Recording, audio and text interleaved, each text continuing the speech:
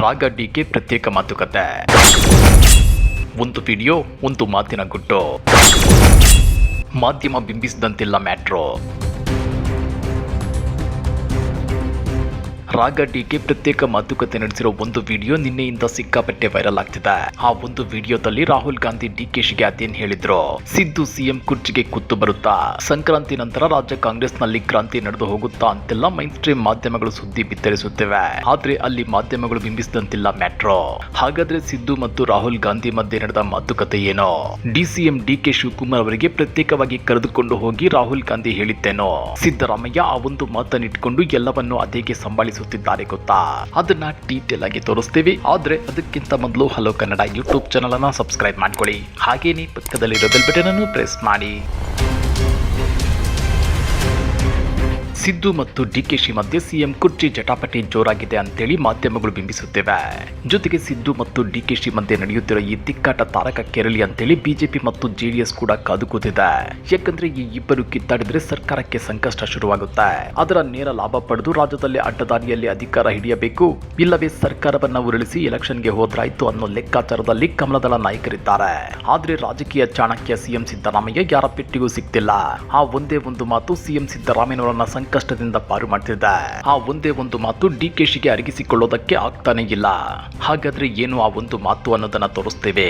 ಆದ್ರೆ ಅದಕ್ಕಿಂತ ಮೊದಲು ನಿನ್ನೆ ರನ್ವೇನಲ್ಲಿ ಡಿಕೆಶಿ ಮತ್ತು ರಾಹುಲ್ ಗಾಂಧಿ ಮಧ್ಯೆ ಅದೇನ್ ಮಾತುಕತೆ ನಡೀತೋ ಅದಕ್ಕೆ ರಾಹುಲ್ ಗಾಂಧಿ ಹೇಳಿದ್ದೇನು ಅನ್ನೋದನ್ನ ತೋರಿಸ್ತೇವೆ ನೋಡಿ. ಒಂದು ವಿಡಿಯೋ. ಈ ಒಂದು ವಿಡಿಯೋ ನಿನ್ನೆಯಿಂದ ರಾಜ್ಯ ರಾಜಕಾರಣದಲ್ಲಿ ಸಿಕ್ಕಾಪಟ್ಟೆ ಸಂಚಲನಕ್ಕೆ ಕಾರಣವಾಗಿದೆ. ಈ ಒಂದು ವಿಡಿಯೋ ಬಿಜೆಪಿ ನಾಯಕರ ಪಲ್ಸ್ ರೇಟ್ ಅನ್ನು ಹೆಚ್ಚಿಸಿದೆ. ಸಿಎಂ ಹುದ್ದೆಯನ್ನ ಡಿಕೆಶಿ ಒದ್ದು ಕಿತ್ಕೊಂತಾರೆ ಅಂತೇಳಿ ಭವಿಷ್ಯ ನುಡಿಯುತ್ತಿದ್ದವರು ಸರ್ಕಾರದಲ್ಲಿ ರಾಜಕೀಯ ಬಿರುಗಾಳಿ ಏಳಲಿ ಅಂತ ಕಾದು ಕೂತಿದ್ದವರ ಎದೆ ಬಡಿತ ಜೋರು ಮಾಡಿದೆ. ಹೌದು ವೀಕ್ಷಕರೇ, ಈ ವಿಡಿಯೋದಲ್ಲಿ ರಾಹುಲ್ ಗಾಂಧಿ ವಿಮಾನ ಹತ್ತೋಕೆ ಹೋಗ್ತಿದ್ದಾರೆ.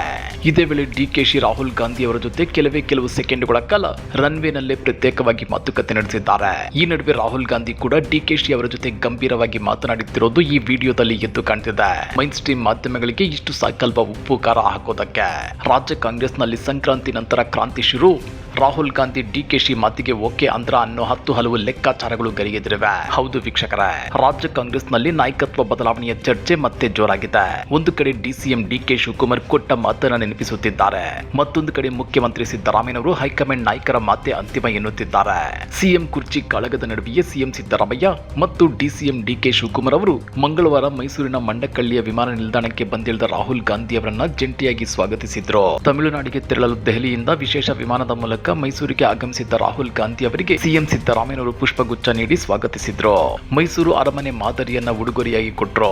ಆ ಬಳಿಕ ರಾಹುಲ್ ಗಾಂಧಿ ಹೆಲಿಕಾಪ್ಟರ್ ಮೂಲಕ ತಮಿಳುನಾಡಿಗೆ ತೆರಳಿದ್ರು.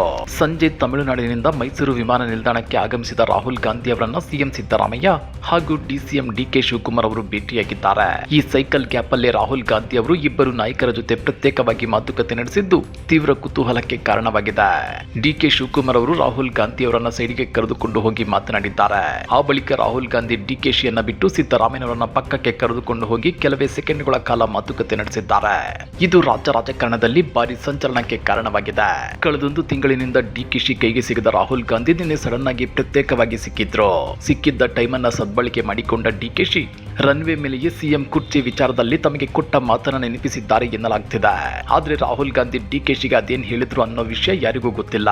ಆದ್ರೆ ರಾಹುಲ್ ಗಾಂಧಿ ಜೊತೆ ಪ್ರತ್ಯೇಕ ಮಾತುಕತೆಯ ನಂತರ ಸಿಎಂ ಸಿದ್ದರಾಮಯ್ಯ ಮಾಧ್ಯಮಗಳಿಗೆ ಕೊಟ್ಟ ರಿಯಾಕ್ಷನ್ ನೋಡಿದ್ರೆ ಅಲ್ಲಿ ಏನು ನಡೆದಿಲ್ಲ ಅನ್ನೋದು ಪಕ್ಕ ಆಗ್ತಿದೆ. ನಮ್ಮಲ್ಲಿ ಯಾವ ಗೊಂದಲವೂ ಇಲ್ಲ, ಯಾವ ಸಮಸ್ಯೆಯೂ ಇಲ್ಲ.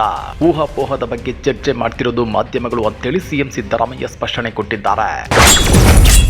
ಸಿದ್ದು ಒಂದು ಮಾತು, ಎಲ್ಲವೂ ಗಪ್ಚುಪ್. ಹೌದು ವೀಕ್ಷಕರೇ, ನಿನ್ನೆ ಸಿಎಂ ಸಿದ್ದರಾಮಯ್ಯ ಮಾಧ್ಯಮಗಳ ಜೊತೆ ಮಾತನಾಡ್ತಾ ಯಾರೋ ಎಂಎಲ್ಎ ಏನೋ ಗೊತ್ತಿಲ್ಲದೆ ಏನೋ ಹೇಳ್ತಾರೆ, ಅವರಿಗೇನ್ ಗೊತ್ತೋ? ಮಾತನಾಡಬೇಕಾಗಿರೋದು ನಾನು ಮತ್ತು ಡಿಕೆ ಶಿವಕುಮಾರ್ ಏನಾದ್ರೂ ಮಾತನಾಡಿದ್ದಾರಾ ಅಥವಾ ನಾನೇನಾದ್ರೂ ಮಾತನಾಡಿದ್ದೀನಾ? ಮಾಹಿತಿ ಇಲ್ಲದ ಎಂಎಲ್ಎ ಹೇಳಿದ್ದಕ್ಕೆ ಪ್ರತಿಕ್ರಿಯೆ ಕೇಳಿದ್ರೆ ಹೇಗೆ? ನಮ್ಮಲ್ಲಿ ಯಾವ ಗೊಂದಲವೂ ಇಲ್ಲ, ಯಾವ ಚರ್ಚೆಯೂ ಇಲ್ಲ. ಖರ್ಗೆ ಡಿಕೆ ಶಿವಕುಮಾರ್ ಜೊತೆ ನಾನು ಮಾತನಾಡಿದ್ದೇನೆ. ಯಾರ ಅಪಸ್ವರವೂ ಇಲ್ಲ, ಯಾವ ಸಮಸ್ಯೆಯೂ ಇಲ್ಲ. ಏನೇ ತೀರ್ಮಾನಗಳಿದ್ರು ಹೈಕಮಾಂಡ್ ಮಾಡುತ್ತೆ. ಹೈಕಮಾಂಡ್ ನಿರ್ಧಾರಕ್ಕೆ ಬದ್ಧ ಅಂತೇಳಿ ನಾನು ಮತ್ತು ಡಿಕೆ ಶಿವಕುಮಾರ್ ಹೇಳಿದ್ದೇವೆ. ಸದ್ಯಕ್ಕೆ ನಾನೇನು ದೆಹಲಿಗೆ ಹೋಗುತ್ತಿಲ್ಲ ಅಂತೇಳಿ ಸಿಎಂ ಸಿದ್ದರಾಮಯ್ಯ ಸ್ಪಷ್ಟನೆ ಕೊಟ್ಟಿದ್ದಾರೆ. ಅಲ್ಲಿಗೆ ಅಂತೆ ಕಂತೆಗಳಿಗೆ ಸಿದ್ದರಾಮಯ್ಯ ಒಂದು ಮಟ್ಟಿಗೆ ಕ್ಲಾರಿಟಿ ಕೊಟ್ಟಾಗಿದೆ. ಆದ್ರೂ ಮಾಧ್ಯಮಗಳಲ್ಲಿ ಮಾತ್ರ ಉಪ್ಪು ಖಾರ ಅರಿಯೋಕೆ ಪ್ರಯತ್ನಗಳು ಎಗ್ಗಿಲ್ಲದೆ ನಡೆಯುತ್ತಿವೆ. ಭೇಟಿ ಮಾಡೋರು ಗೂಡ್ಲೂರ್ಗೆ ಹೋಗ್ತಾ ಇದಾರೆ. ಸಾಯಂಕಾಲ ಇಲ್ಲೇ ಬಂದು ಪಟ್ಟೆ ಡೆಲ್ಲಿಗೆ ಹೋಗ್ತಾರೆ. ಇಲ್ಲಿಂದ ಮತ್ತೆ ಡಿಸ್ಕಷನ್ ಹೌದೌದು ಮತ್ತೆ ಸಿಆಪ್ ಮಾಡಕ್ಕೂ ಬರ್ತಾಯಿತ್ತು. ಅಲ್ಲೇನಾದ್ರು ಮಾತುಕತೆಗೆ ಅವಕಾಶ ಇದೆ ಸರ್? ತುಂಬಾ ಸ್ಪೆಕ್ಯುಲೇಷನ್ಸ್ ಗಳಿದೆ, ಏನಾದ್ರೂ ಡಿಸ್ಕಷನ್ ಮಾಡಿದ್ರ? ಏನ್ ಸ್ಪೆಕ್ಯುಲೇಷನ್? ನೀವೇ ಸ್ಪೆಕ್ಯುಲೇಷನ್ ಎಲ್ಲ ಮಾಡೋರು.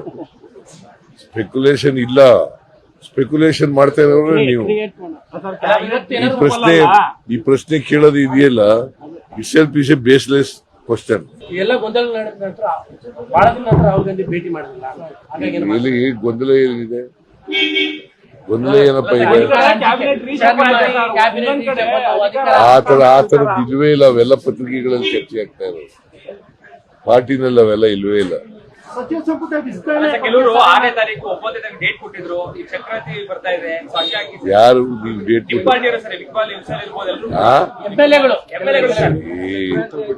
ನಾನು ಮಾತಾಡಬೇಕು, ಡಿ ಕೆ ಶಿವಕುಮಾರ್ ಮಾತಾಡಬೇಕು. ನಮಗ್ ತಾನೇ ಗೊತ್ತಾಗೋದು. ನಾವು ಮಾತಾಡಿದೀವ?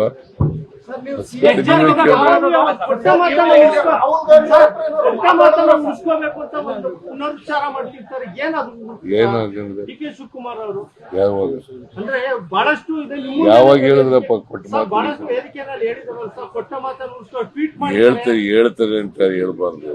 ಅಲ್ಟಿಮೇಟ್ಲಿ ಹೈಕಮಾಂಡ್ ಅವ್ರು ಏನ್ ತೀರ್ಮಾನ ಮಾಡ್ತಾರೆ ಅದ್ರ ಪ್ರಕಾರ ನಡ್ಕೊಳ್ಳೋದು. ಸಿಎಂ ಬಗ್ಗೆ ಮಾತೇ ಇರ್ತಾ ಇರ್ಲಿಲ್ಲ, ಯಾಕಂದ್ರೆ ನೀವು ಫುಲ್ ಪ್ರೆಗ್ನೆಂಟ್ ಇದ್ರಿ. ಇದೇ ಟರ್ಮ್ ಅಲ್ಲಿ ಈ ತರ ಚರ್ಚೆ ಆಗ್ತಾ ಇರೋದು. ಅದಕ್ಕೆ ಯಾಕೆ ಸರ್ ನೀವೇ ಮಾಡ್ತಾ ಇರೋದು. ಎಂಎಲ್ಎಗಳು ಕೂಡ ಅದಕ್ಕೆ ಎಂಎಲ್ಎಗಳು ಪಾಪ ಅವ್ರಿಗೆ ಗೊತ್ತಿರಲ್ಲ. ಹೈಕಮಾಂಡ್ ಅವ್ರು ಹೇಳಿದಾರ ಅವ್ರಿಗೆ? ಹೈಕಮಾಂಡ್ ಅವ್ರು ಹೇಳಿದಾರೇನ್ರಿ? ಹೇಳಿಲ್ಲ. ಹೈಕಮಾಂಡ್ ಅವ್ರು ಏನ್ ಹೇಳ್ತಾರೆ ಅದ್ರ ಮೇಲೆ ತೀರ್ಮಾನ ಆಗುತ್ತೆ. ಕೊಟ್ಟ ಮಾತು ಉಳಿಸ್ಕೋಬೇಕು ಅಂತ ಪದೇ ಯಾರು ಹೇಳೋರು? ಡಿ ಕೆ ಶಿವಕುಮಾರ್ ಆ ತರದ ಮಾತುಕತೆ ನೋಡಪ್ಪ, ಅವರು ಹೇಳಿಲ್ಲ, ನೀವೇ ಎಲ್ಲ ಕ್ರಿಯೇಟ್ ಮಾಡಿರೋದು. ನಾವು ಡೆಲ್ಲಿಗೆ ಖರ್ಗೆ ಅವರು ಹೇಳ್ತಾರೆ ಸ್ಥಳೀಯವಾಗಿ ಬಗೆಹರಿಸಬೇಕು ಅಂತ ಹೇಳ್ತಾರೆ. ಸ್ಥಳೀಯವಾಗಿ ನಾಯಕತ್ವ ವಿಚಾರವಾಗಿ ಸ್ಥಳೀಯವಾಗಿ ಅದನ್ನ ಬಗೆಹರಿಸಬೇಕು ಅಂತ ಹೇಳ್ತಾರೆ. ಅದ್ರ ಬಗ್ಗೆ ತಾವೇನು ಹೇಳ್ತೀರಿ? ನಾವು ಅವ್ರು ಮಾತಾಡಿದೀವಲ್ಲ, ಅವ್ರ ಮನೆಗೆ ಬ್ರೇಕ್ಫಾಸ್ಟ್ ಹೋಗಿದ್ದೆ, ನಮ್ಮ ಮನೆಗೆ ಅವ್ರು ಬ್ರೇಕ್ಫಾಸ್ಟ್ ಬಂದಿದ್ರು, ಮಾತಾಡಿದೀವಿ. ಡೆಲ್ಲಿಗೆ ಹೋಗ್ತಿದ್ದೀರಾ ಸರ್? ಇಬ್ರು ಮಾತಾಡಿರೋದು ಏನಪ್ಪಾ ಅಂತಂದ್ರೆ, ಹೈಕಮಾಂಡ್ ಅವ್ರು ಏನ್ ಹೇಳ್ತಾರೆ ಅದ್ರ ಪ್ರಕಾರ ನಡ್ಕೋಬೇಕು ಅಂತ ಹೇಳಿದ್ರು. ನೀವು ಸಿಎಲ್ಪಿ ನಾಯಕರು ಸರ್, ನಿಮ್ಮ ಶಾಸಕರು ಬಾಯಿ ಮುಚ್ಚುವಂತ ಕೆಲಸ ಮಾಡ್ತೀರಾ? ಯಾಕಂದ್ರೆ ಈ ಕನ್ಫ್ಯೂಷನ್ ಹೈಕಮಾಂಡ್ ಕ್ರಿಯೇಟ್ ಮಾಡಿದ್ರು ಕೂಡ ಈಗೆಲ್ಲ ಇಲ್ವೇ ಇಲ್ಲ. ಈಗ ಸಿಎಲ್ಪಿ ಈ ಎಂಎಲ್ಎಗಳು ಬಾಯಿ ಮುಚ್ಚೋದು ಸರ್. ಎಲ್ಲ ಎಂಎಲ್ಎಗಳೇ ಮಾತಾಡ್ತಾ ಇಲ್ಲ. ಈಗ ನೀವೇ ಮಾತಾಡ್ತಾ ಇಲ್ಲ. ಡೆಲ್ಲಿಗೆ ಹೋಗ್ತಾ ಇದ್ದಾರೆ ಸಂಪುಟ ಪುನರಚನೆ ವಿಚಾರ. ಇಲ್ಲ, ಡೆಲ್ಲಿಗೆ ಹೋಗ್ತಾ ಇಲ್ಲ. ನಿಮ್ಗೆ ಗೊತ್ತಿರ್ಲಿ, ಸಿದ್ದರಾಮಯ್ಯ ಆಡ್ತಿರೋ ಆ ಒಂದು ಮಾತು ಡಿಕೆಶಿಗೆ ಅರಗಿಸಿಕೊಳ್ಳೋದಕ್ಕೆ ಆಗ್ತಾನೆ ಇಲ್ಲ. ಹಾಗಾದ್ರೆ ಯಾವ್ದು ಗೊತ್ತಾ ಆ ಮಾತು? ಅದು ಬೇರೆ ಯಾವುದು ಅಲ್ಲ, ಹೈಕಮಾಂಡ್ ಮಾತೆ ಫೈನಲ್ ಅನ್ನೋದು.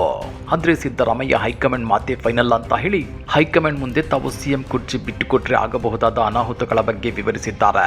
ಹೀಗಾಗಿ ಹೈಕಮಾಂಡ್ ಸಿದ್ದರಾಮಯ್ಯನವರನ್ನ ಎಗನೆಸ್ಟ್ ಮಾಡಿಕೊಂಡು ಬಲವಂತವಾಗಿ ಅವರನ್ನ ಸಿಎಂ ಕುರ್ಚಿಯಿಂದ ಕೆಳಗಿಳಿಸೋದಕ್ಕೆ ಬರೋದೇ ಇಲ್ಲ. ಇದೇ ಮಾತನ್ನ ಖ್ಯಾತ ರಾಜಕೀಯ ವಿಶ್ಲೇಷಕ ವಿಠಲ್ ಮೂರ್ತಿ ಅವರು ತಮ್ಮ ಅಂಕಣದಲ್ಲಿ ಬರೆದಿದ್ರು. ಅದರಂತೆ ಕಳೆದ ವಾರ ಕೇಂದ್ರ ಸಚಿವ ಎಚ್ ಡಿ ಕುಮಾರಸ್ವಾಮಿ ಅವರು ಬಿಜೆಪಿ ನಾಯಕ ಅಮಿತ್ ಶಾ ಅವರನ್ನ ಭೇಟಿ ಮಾಡಿದ್ರಂತೆ. ಈ ವೇಳೆ ಕರ್ನಾಟಕದಲ್ಲಿ ಸಿದ್ದು ಮತ್ತು ಡಿಕೆಶಿ ಸಿಎಂ ಕುರ್ಚಿ ಜಟಾಪಟಿ ಜೋರಾಗಿ ಸರ್ಕಾರ ಪತನದ ಹಂತ ತಲುಪುತ್ತಾ ಸಿದ್ದರಾಮಯ್ಯ ಸಿಎಂ ಕುರ್ಚಿ ಬಿಟ್ಟುಕೊಡ್ತಾರಾ ಅಥವಾ ಇಲ್ವಾ? ಬಿಟ್ಟುಕೊಟ್ರೆ ಏನಾಗುತ್ತೆ, ಬಿಟ್ಟುಕೊಟ್ಟಿಲ್ಲ ಅಂದ್ರೆ ಏನಾಗುತ್ತೆ ಎಂಬಿತ್ಯಾದಿ ವಿಷಯಗಳ ಬಗ್ಗೆ ಚರ್ಚೆ ನಡೆಸಿದ್ರಂತೆ. ಕೇಂದ್ರ ಗೃಹ ಸಚಿವ ಅಮಿತ್ ಶಾ ಅವರ ಇಂಥ ಕುತೂಹಲಕಾರಿ ಪ್ರಶ್ನೆಗಳಿಗೆ ಉತ್ತರ ಕೊಟ್ಟಿರೋ ಕುಮಾರಸ್ವಾಮಿ, ಸಿದ್ದರಾಮಯ್ಯ ಈ ಹಿಂದೆ ನಮ್ಮದೇ ಪಕ್ಷದಲ್ಲಿದ್ರು, ಅವರನ್ನ ನಾನು ತೀರಾ ಹತ್ತಿರದಿಂದ ನೋಡಿದ್ದೀನಿ. ಅವರು ಅಷ್ಟು ಸುಲಭವಾಗಿ ಸಿಎಂ ಹುದ್ದೆಯನ್ನ ಬಿಟ್ಟುಕೊಡೋ ಪೊಲಿಟಿಷಿಯನ್ ಅಂತೂ ಅಲ್ವೇ ಅಲ್ಲ. ಸದ್ಯದ ವಿದ್ಯಮಾನಗಳನ್ನ ಗಮನಿಸುತ್ತಿದ್ರೆ ಸಿದ್ದರಾಮಯ್ಯ ಸಿಎಂ ಕುರ್ಚಿಯನ್ನ ಬಿಟ್ಟುಕೊಡೋ ಮಾತೇ ಇಲ್ಲ ಅಂತೇಳಿ ಕುಮಾರಸ್ವಾಮಿ ಕಡ್ಡಿ ತುಂಡು ಮಾಡಿದಂತೆ ಅಮಿತ್ ಶಾ ಅವರಿಗೆ ಹೇಳಿದ್ದಾರೆ ಎನ್ನಲಾಗ್ತಿದೆ. ಇನ್ನ ಸಿದ್ದರಾಮಯ್ಯ ಸಿಎಂ ಕುರ್ಚಿಯನ್ನ ಬಿಟ್ಟುಕೊಟ್ಟಿಲ್ಲ ಅಂದ್ರೆ ಸರ್ಕಾರದಲ್ಲಿ ಬಿರುಗಾಳಿ ಏಳುತ್ತೆ, ಸರ್ಕಾರ ಉರುಳುತ್ತೆ ಅನ್ನೋ ಕಾಕಂಡ್ ಬುಲ್ ಸ್ಟೋರಿಗಳೆಲ್ಲ ನಡೆಯಲ್ಲ. ಯಾಕಂದ್ರೆ ಸಿದ್ದರಾಮಯ್ಯ ಸಿಎಂ ಕುರ್ಚಿಯನ್ನ ಬಿಟ್ಟುಕೊಟ್ಟಿಲ್ಲ ಅಂದ್ರೆ ಸರ್ಕಾರ ಸೇಫ್ ಆಗಿರುತ್ತೆ. ಆದ್ರೆ ಬಲವಂತವಾಗಿ ಸಿದ್ದರಾಮಯ್ಯನವರನ್ನ ಸಿಎಂ ಕುರ್ಚಿಯಿಂದ ಕೆಳಗಿಳಿಸಿದ್ದೆ ಆದ್ರೆ ಖಂಡಿತ ಸರ್ಕಾರಕ್ಕೆ ಅಪಾಯ ಕಟ್ಟಿಟ್ಟ ಬುದ್ಧಿ. ಯಾಕಂದ್ರೆ ಡಿಕೆಶಿ ಕಾಂಗ್ರೆಸ್ ನ ಕಟ್ಟಾಳು, ಹೈಕಮಾಂಡ್ ನ ನೆಚ್ಚಿನ ಬಂಟ. ಬಿಜೆಪಿ ಮತ್ತು ಜೆಡಿಎಸ್ ನವರು ಭಾವಿಸಿದಂತೆ ಡಿಕೆಶಿ ಕಾಂಗ್ರೆಸ್ ನಲ್ಲಿ ರೆಬೆಲ್ ಆಗೋಕೆ ಚಾನ್ಸೇ ಇಲ್ಲ. ಈಗಾಗಲೇ ಕಾಂಗ್ರೆಸ್ ನಲ್ಲಿ ತಮ್ಮದೇ ಆದ ಇಮೇಜ್ ಬಿಲ್ಡ್ ಮಾಡ್ಕೊಂಡಿರೋ ಡಿಕೆಶಿಗೂ ಅದು ಚೆನ್ನಾಗಿ ಗೊತ್ತು. ನಾನು ಪಕ್ಷ ಬಿಟ್ರೆ ಅಥವಾ ಪಕ್ಷದ ಹೈಕಮಾಂಡ್ ಅನ್ನ ಬ್ಲಾಕ್ ಮೇಲ್ ಮಾಡಿದ್ರೆ ತಮ್ಮ ಬೇಳೆ ಬೇಯಲ್ಲ ಅನ್ನೋದು. ಜೊತೆಗೆ ಒಂದೊಮ್ಮೆ ಪಕ್ಷ ಬಿಟ್ಟು ಬಿಜೆಪಿಗರನ್ನ ನಂಬಿಕೊಂಡ್ರೆ ಅವರ ಪೊಲಿಟಿಕಲ್ ಜರ್ನಿಗೆ ಮೈಲೇಜ್ ಸಿಗಲ್ಲ. ಹೀಗಾಗಿ ಡಿಕೆಶಿ ಮುಂದಿರೋ ಆಪ್ಷನ್ಸ್ ಏನು ಅಂದ್ರೆ ರಾಹುಲ್ ಗಾಂಧಿ ಅವರಿಗೆ ಕೊಟ್ಟ ಮಾತನ್ನ ನೆನಪಿಸೋದು. ಒಂದೊಮ್ಮೆ ರಾಹುಲ್ ಗಾಂಧಿ ಈಗ ಸಿಎಂ ನೀವಾಗೋದ್ ಬೇಡ ಅಂತ ಹೇಳಿದ್ರೆ ಸುಮ್ಮನಿರೋದು. ಜೊತೆಗೆ ಭವಿಷ್ಯದಲ್ಲಿ ಮತ್ತೆ ಪಕ್ಷ ಅಧಿಕಾರಕ್ಕೆ ಬಂದ್ರೆ 5 ವರ್ಷಗಳ ಕಾಲ ನಾನೇ ಸಿಎಂ ಆಗಬಹುದು. ಆಗ್ಲೂ ಹೈಕಮಾಂಡ್ ಕೊಟ್ಟ ಮಾತನ್ನ ತಪ್ಪೋದಕ್ಕೆ ಚಾನ್ಸೇ ಇಲ್ಲ ಅನ್ನೋದು ಡಿಕೆ ಶಿವಕುಮಾರ್ ಅವರ ಭಾವನೆ. ಇನ್ನ ಇಡೀ ದೇಶದಲ್ಲಿ ಕಾಂಗ್ರೆಸ್ ಭದ್ರವಾಗಿ ಬೇರಿರೋ ರಾಜ್ಯ ಅಂದ್ರೆ ಅದು ಕರ್ನಾಟಕ ಮಾತ್ರ. ಹೀಗಾಗಿ ಇಲ್ಲಿ ಸಿದ್ದರಾಮಯ್ಯನವರನ್ನ ಬಲವಂತವಾಗಿ ಕೆಳಗಿಳಿಸಿದ್ರೆ ಅದರ ಪರಿಣಾಮ ಏನಾಗುತ್ತೆ ಅನ್ನೋದು ರಾಹುಲ್ ಗಾಂಧಿ ಅವರಿಗೂ ಚೆನ್ನಾಗಿ ಗೊತ್ತಿದೆ.